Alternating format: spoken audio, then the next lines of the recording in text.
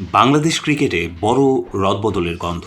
Pace bowling কোচের দায়িত্ব থেকে বিদায় নিচ্ছেন আন্দ্রে অ্যাডামস, আর সেই জায়গায় আসছেন এক সময়ের গতির ঝড় তোলা অস্ট্রেলিয়ান তারকা শন টেইট। এমনটাই আলোচনা চলছে দেশের ক্রিকেট অঙ্গনে। নিউজিল্যান্ডের সাবেক অলরাউন্ডার অ্যাডামস 2023 সালে দায়িত্ব নেন অ্যালান ডোনাল্ডের স্থলাভিত্তিক হয়ে। তাসকিন আহমেদ, শরীফুল ইসলাম, নাহিদ রানাদের নিয়ে গড়ে তুলেছিলেন পেস আক্রমণের ছন্দ।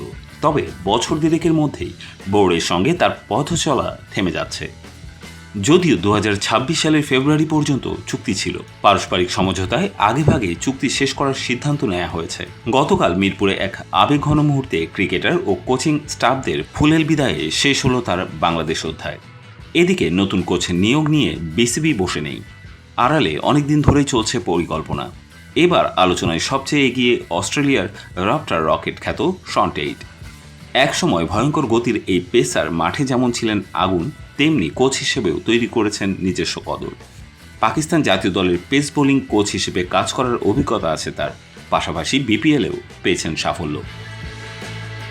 বিসিবি ও টেইটের মধ্যে ইতিমধ্যেই আলোচনা চূড়ান্ত পর্যায়ে। বিপিএলের সময় চিটাগং কিংসের প্রধান কোচ হিসেবে টেইটের পারফরমেন্স নজর কাড়ে বোর্ডের। 2022 সালেও তার সঙ্গে কথা হয়েছিল, যদিও তখন সেটি আলোর মুখ দেখেনি। বিসিবি চাইছে টেইটের গতি আর আগ্রাসন দিয়ে তরুণ পেসারদের নতুনভাবে গড়ে তুলতে। সব মিলিয়ে বাংলাদেশ দলের পেস ইউনিটে নতুন অধ্যায় সূচনা হতে চলেছে শন টেইটের হাত ধরে।